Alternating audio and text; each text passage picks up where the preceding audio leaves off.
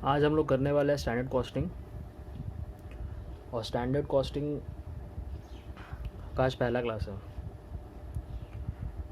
Standard costing जो है हमारा बीकॉम में आता है और हमारा आईपीसीसी आईपीसीसी में आता है,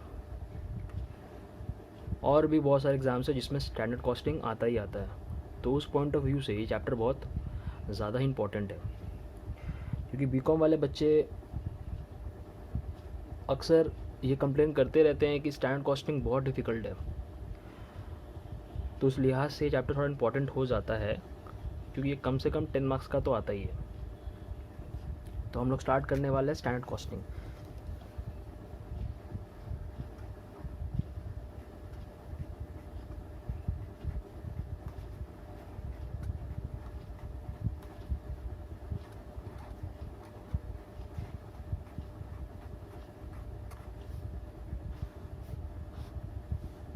ठीक है,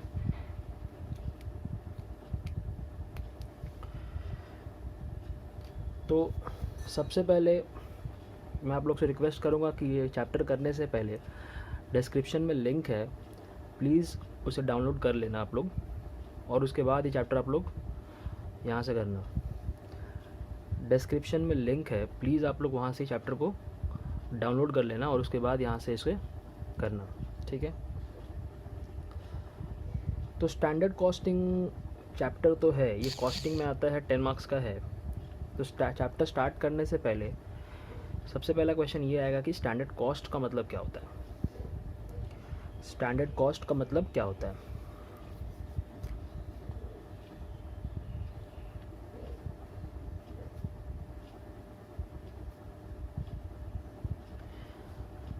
स्टैंडर्ड कॉस्ट का मतलब क्या होता है?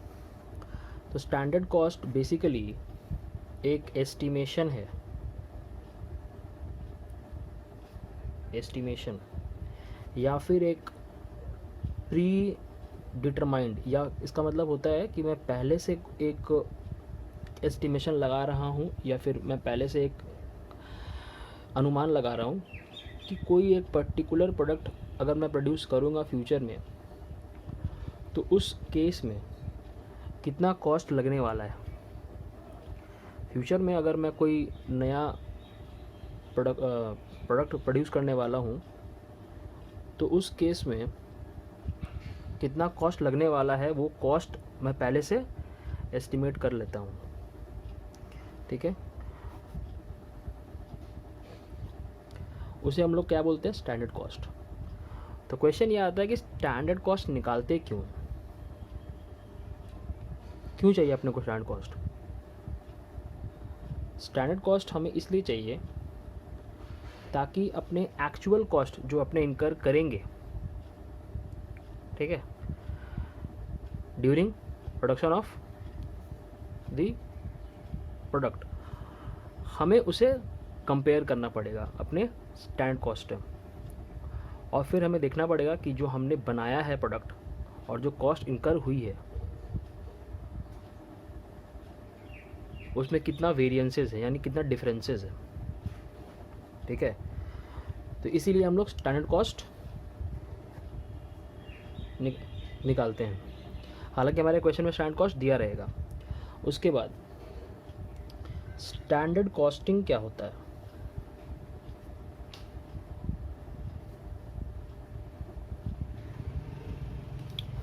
मैंने जो भी कहा कि एक्चुअल कॉस्ट को कंपेयर करना है स्टैंडर्ड कॉस्ट के संग, ताकि हम लोग वेरिएंसेस या फिर डिफरेंसेस निकाल पाए कि मेरा कॉस्ट जो इनकर हो रहा है वो ज़्यादा हो रहा है या कम हो रहा है। और इस चीज़ को हम लोग क्या बोलते हैं? Standard costing. ये क्यों यूज़ करते हैं? ताकि हम लोग अपने कंपनी या अपने फैक्ट्रीज़ में अच्छे से कॉस्ट कंट्रोल कर सकें। अगर मान लो ज़्यादा कॉस्ट लग रहा है as compare to standard cost, तो क्यों लग रहा है, तो उसे हमें ठीक करना पड़ेगा ताकि अपने कॉस्ट कंट्रोल कर सकें। ठीक है, कंपेयर करते अपने एक्चुअल कॉस्ट से, इसीलिए हम लोग स्टैंडर्ड कॉस्टिंग यूज़ करते हैं ताकि अपना बेटर कॉस्ट मैनेजमेंट हो, अपना प्राइस फिक्स कर सके अपने किसी न्यूली लॉन्च्ड प्रोडक्ट का, या फिर कोई भी प्रोडक्ट का अपने प्राइस फिक्स करने के लिए अपने स्टैंडर्ड कॉस्टिंग यूज़ करते हैं। ठीक है, तो अगर आप लोग के पास नोट्स है, क्योंकि मैंने कहा डाउनलोड करने के लिए आप लोग के पास नोट्स मिल जाएगा, आप लोग अपने डिस्क्रिप्शन में लिंक चेक करना, आप लोग को वहाँ नोट्स मिल जाएगा। तो एक बार नोट्स में आना, नोट्स दिख रहा है आप लोगों को, ये है स्टैंडर्ड कॉस्टिंग। ठीक है, ये लगभग 10 मार्क्स का तो आता ही है, ये 10 मार्क्स का आता है। ठीक है, और ये चैप्टर का आप लोग देख सकते हैं, स्टैंडर्ड कॉस्ट का डेफिनेशन आपको दिया हुआ है। ठीक है, एग्ज़ाम में पूछ सकता है थ्योरी 2 मार्क्स के लिए, तो इसे गो थ्रू कर लेना। देखो मैंने जो कहा था कि ये एक एस्टिमेशन है और प्री डिटरमाइंड कॉस्ट है। ठीक है, तो ये आप लोग पर गो थ्रू करना, मैंने बता दिया है इसे ऑलरेडी। उसके बाद स्टैंडर्ड कॉस्टिंग, देखो standard costing is an important tool, ये एक ऐसा टूल है एंड टेक्निक है ताकि अपने कॉस्ट कंट्रोल कर सकें। कॉस्ट अकाउंटिंग और मैनेजमेंट अकाउंटिंग में इसे हम लोग यूज़ करते हैं। स्टैंडर्ड कॉस्टिंग का मतलब क्या होता है? Use of standard cost and their comparisons with actual cost, और उसे उसके बाद हम लोग एनालाइज करते हैं उसका वेरिएंसेस। ठीक है, अच्छा, स्टैंडर्ड कॉस्टिंग और बजटरी कंट्रोल में डिफरेंसेस हैं, क्योंकि बहुत लोगों को लगता है कि दोनों सेम है, बट एक चैप्टर आएगा बजटरी कंट्रोल, वो चैप्टर और इसमें डिफरेंस है। ठीक है, तो डिफरेंसेस एक बार आप लोग देखना क्या लिखा हुआ है।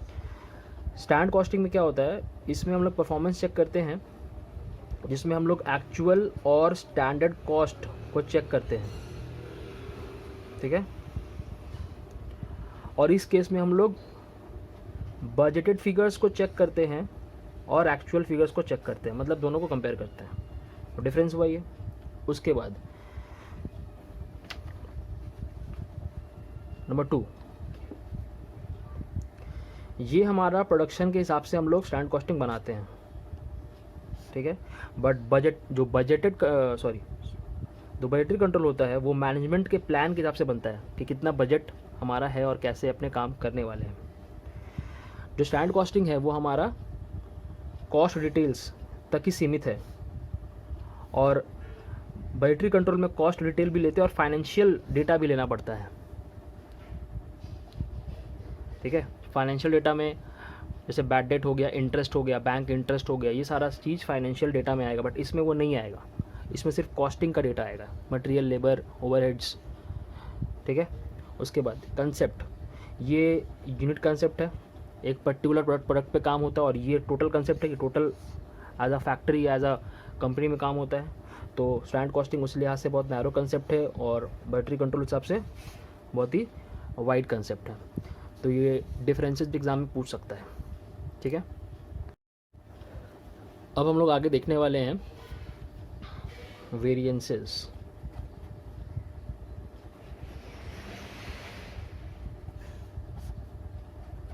ठीक है,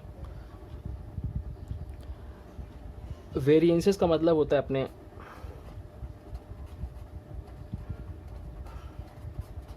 कितना डिफरेंस है। ठीक है, बिटवीन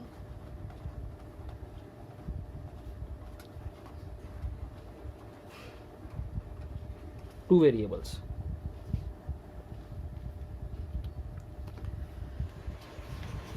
तो पेज नंबर 3 में आप लोग आना, पेज नंबर 3 चेक करना क्या लिखा है।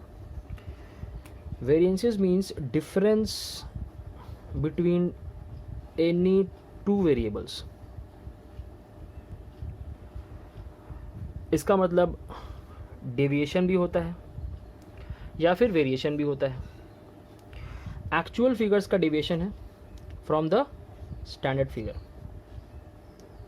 ठीक है, और जो भी वेरिएंस निकलता है उसे हम लोग एनालाइज करते हैं कि ज़्यादा निकला या कम निकला, तो क्यों निकला, ज़्यादा क्यों निकला, कम क्यों निकला, ये डिफरेंसेस हम लोग इससे एनालाइज करते हैं। तो थ्योरी पार्ट है ये। एक और थ्योरी का पार्ट रह गया है, that is called types of standards, उसे बाद में अपने करेंगे। पेज नंबर 2 है वो, अपने पेज नंबर 3 में भी हम लोग हैं। अब यहाँ से आगे जो हमारा सम्स का पार्ट है अपने वो देखने वाले हैं। आज हम लोग सम्स तो नहीं कर पाएंगे, बट हाँ इसका फॉर्मूलाज हम लोग डिस्कस करने वाले हैं। तो आप लोग हेडिंग दिख रहा है, analysis and computation of material, labour and overheads cost variances. तो अपने को मटेरियल देखना है, अपने को लेबर देखना है, अपने को ओवरहेड देखना है। एक और आता है टर्नओवर वेरिएंसेस, तो वो सेल्स वेरिएंस हम उसे कहते हैं। तो वो जो पार्ट है वो हमारा आईपीसीसी में है। अगर आप लोग कहेंगे तो प्लीज़ आप लोग कमेंट सेक्शन में लिखना कि आप लोग को सेल्स वेरिएंस भी करना है, तो मैं लास्ट में एक और क्लास डालूँगा जिसमें सेल्स वेरिएंस भी होगा, ठीक है। और अगर आप लोग नहीं चाहते हैं तो मैं ओवरहेड वेरिएंस तक करा के क्लास ख़त्म कर दूँगा, ठीक है। तो वेरिएंस का मतलब होता है standard cost minus actual cost. तो मैं तब से कह रहा हूँ कि दोनों standard cost and actual cost दोनों का डिफरेंस को हम लोग वेरिएंस बोलते हैं, ठीक है। अगर आप देखो ये जो आंसर है, अगर स्टैंडर्ड कॉस्ट मान लो हमारा स्टैंडर्ड कॉस्ट हमने सेट किया था 10 और हमारा कॉस्ट इनकर हुआ मान लो 8, तो ये बहुत ही अच्छी बात है, क्योंकि हमने 10 रुपये का कॉस्ट सोच रखा था लेकिन 8 रुपये का कॉस्ट में हमारा काम हो गया, तो 2 रुपये का हमारा फ़ायदा हो गया। लेकिन अगर 10 रुपये का हमने कॉस्ट सोच रखा था और हमारा कॉस्ट इनकर हो रहा है 12 रुपीज़ का, तो उस केस में हमारा 2 रुपये का कॉस्ट एक्स्ट्रा लग गया, ठीक है। तो यहाँ पे देखना क्या लिखा हुआ कि अगर एक्चुअल कॉस्ट ज़्यादा है किससे, स्टैंडर्ड कॉस्ट से, तो उस केस में ये एडवर्स वेरिएंस है क्योंकि हमारा लॉस हो रहा है। लेकिन अगर एक्चुअल कॉस्ट कम है as compare to standard cost, उस केस में हमारा फेवरेबल वेरिएंसेस है। तो अगर सिंपल भाषा में समझें तो अगर आंसर आपका standard cost minus actual cost, अगर आपका आंसर पॉजिटिव आ रहा है, प्लस में आ रहा है, पॉजिटिव आ रहा है, तो उस केस में क्या होगा, वेरी फेवरेबल होगा। और अगर आपका आंसर नेगेटिव में आ रहा है तो आपका जो वेरिएंस है वो क्या होगा, एडवर्स होगा। तो अगर एडवर्स आया तो क्या करेंगे, और अगर फेवरेबल आया तो क्या करेंगे। अगर एडवर्स वेरिएंस आया तो मैनेजमेंट जो कंपनी का है वो एक रेमेडियल एक्शन लेगा उसे ठीक करने के लिए। और अगर फेवरेबल आ गया तो उस केस में हम क्या करेंगे, अपने इंसेंटिव देंगे, क्योंकि अच्छा काम किया हमारे एम्प्लॉयज़ लोगों ने। क्लियर है। तो ये एक नॉर्मल सा वेरिएंस का मतलब था। वेरिएंस का मत कैसे निकालते हैं, ठीक है, standard cost minus actual cost, ठीक है। और अपने अभी करने वाले हैं क्या, मटेरियल, लेबर, ओवरहेड्स, ठीक है। देखो अब हम लोग करने वाले हैं वेरिएंसेस। सबसे पहला हम लोग लिखेंगे profit variance.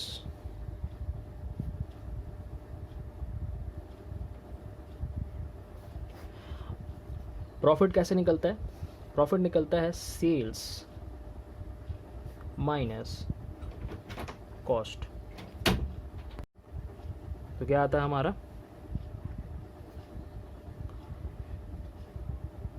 Profit.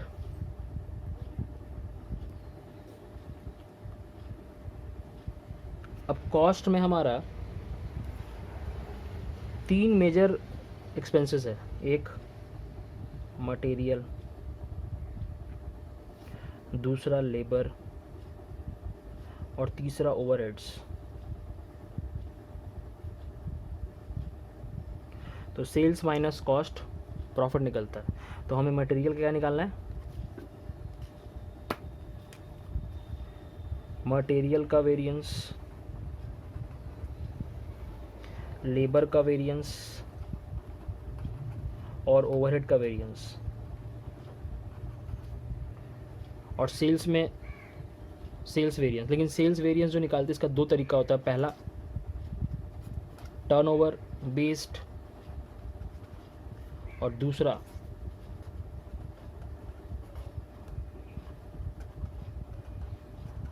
Margin based. हमें ये देखना है material variance, labour variance and overhead variance. ठीक है, क्लियर।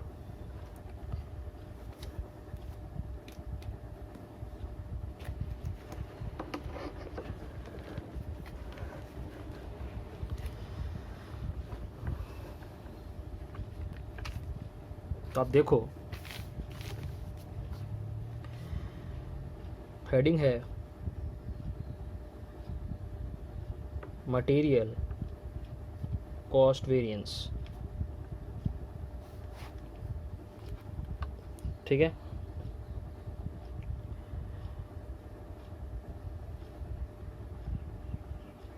किसी भी प्रोडक्ट का कॉस्ट कैसे निकलता है? Price into quantity. जितना हमें यूज़ करना है क्वांटिटी, जितना उसका प्राइस है, अगर मल्टीप्लाई करेंगे तो हमारा कॉस्ट निकल जाएगा। यही है मटेरियल कॉस्ट वेरिएंस। तो हमें मटेरियल प्राइस वेरिएंस निकालना पड़ेगा और material quantity variance.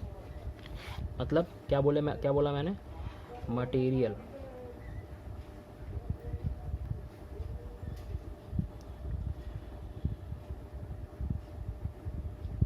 Price variance निकालना पड़ेगा हमें और मटेरियल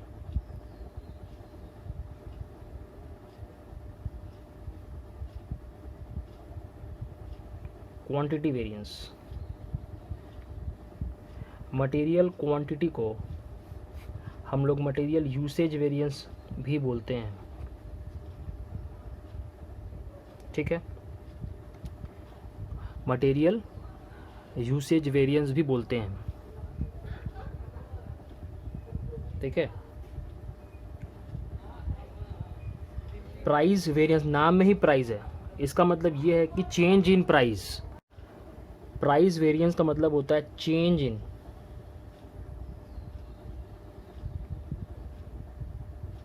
प्राइस। ठीक है, मटेरियल प्राइस वेरिएंस के लिए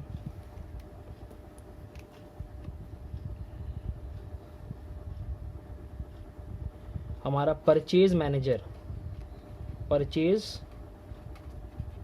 मैनेजर रिस्पॉन्सिबल होता है, क्योंकि वो चाहेगा कि कम प्राइस में हम ज़्यादा से ज़्यादा परचेज कर लें। ठीक है,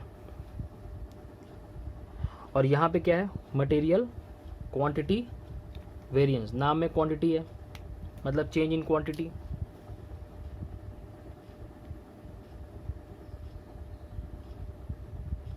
और इसमें प्रोडक्शन मैनेजर रिस्पॉन्सिबल होता है।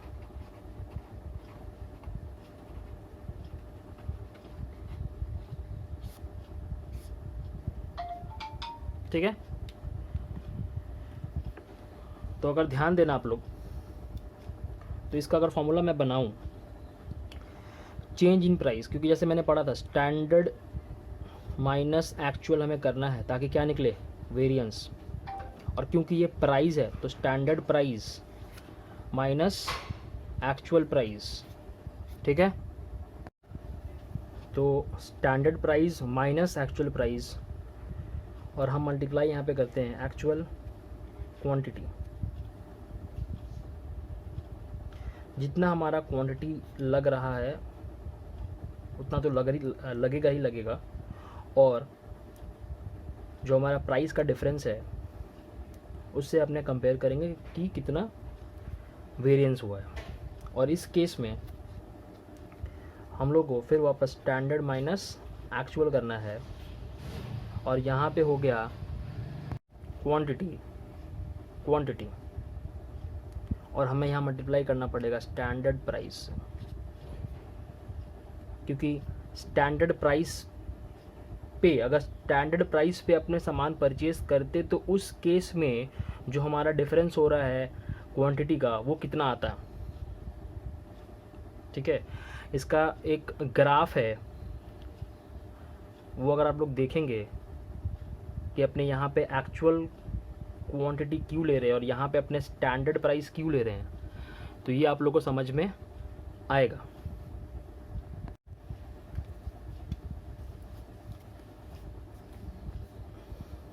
देखो, एक होगा परचेज मैनेजर,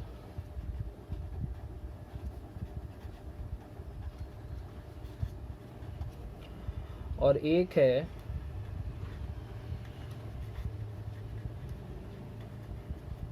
मैनेजमेंट का अकाउंटेंट, और एक आप लोगों को पता ही है कौन है, प्रोडक्शन मैनेजर।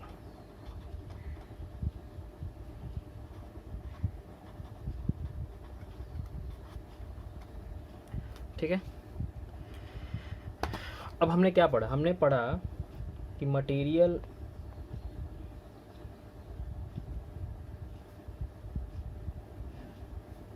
प्राइस वेरिएंस का मतलब होता है standard price minus actual price into actual quantity. अब परचेज मैनेजर जो है वो प्रेशराइज करेगा कि हम यहाँ पे एक्चुअल ना लेके स्टैंडर्ड ले, क्योंकि अगर मान लो स्टैंडर्ड हमारा 2000 है क्वांटिटी और एक्चुअल हमारा कितना लग रहा है, मान लो 2200, तो उस सिनारियो में जो हमारा वेरिएंस आने वाला है वो ज़्यादा आएगा, और उस चक्कर में हमें परचेज मैनेजर को पकड़ना पड़ेगा। इसीलिए परचेज मैनेजर चाहेगा कि स्टैंडर्ड क्वांटिटी लिया जाए, लेकिन मैनेजमेंट अकाउंटेंट कहता है कि हम स्टैंडर्ड नहीं लेंगे, हमें स्टैंडर्ड नहीं लेना है, हम एक्चुअल लेंगे। ये बोलते हैं एक्चुअल लेने के लिए। क्यों? क्योंकि मैनेजमेंट अकाउंटेंट ये सोच रहा है कि प्रोडक्शन मैनेजर जो है इन केस ऑफ क्वांटिटी बहुत ही इफेक्टिवली काम करेगा,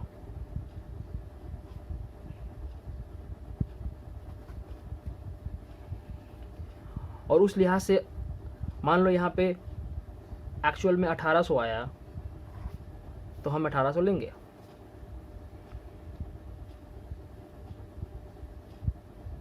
तो मैनेजमेंट अकाउंटेंट का कहना है कि हम लोग ये मान के चल रहे हैं कि प्रोडक्शन मैनेजर बहुत ही इफेक्टिवली और एफिशिएंटली काम करेगा, और इसलिए हमें एक्चुअल लेके चलना है, ना कि स्टैंडर्ड। ठीक है,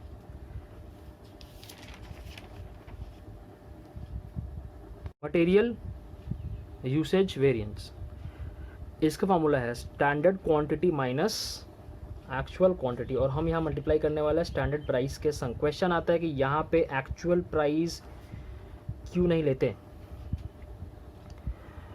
तो इसे हम लोग समझते हैं ग्राफ से। ठीक है, एक हम लोग ग्राफ देखते हैं।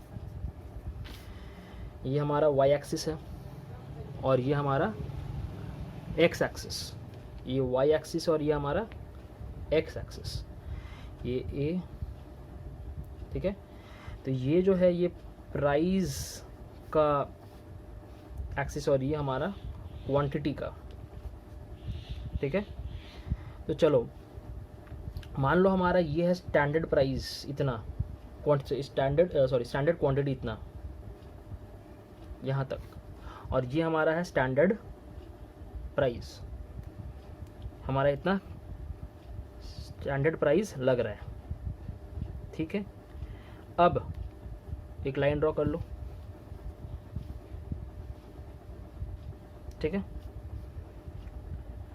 मतलब ये जो पोर्शन है ये हो गया स्टैंडर्ड क्वांटिटी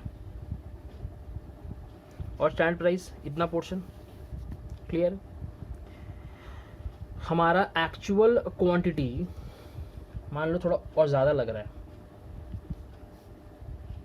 और हमारा एक्चुअल प्राइस भी ज़्यादा लग रहा है। इसे ड्रॉ कर लेते हैं अपने। ठीक है,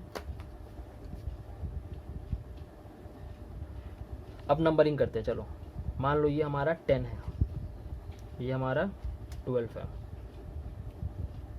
ठीक है, ये हमारा है 18,000 और ये हमारा है 20,000। हमने क्या पढ़ा? हमने पढ़ा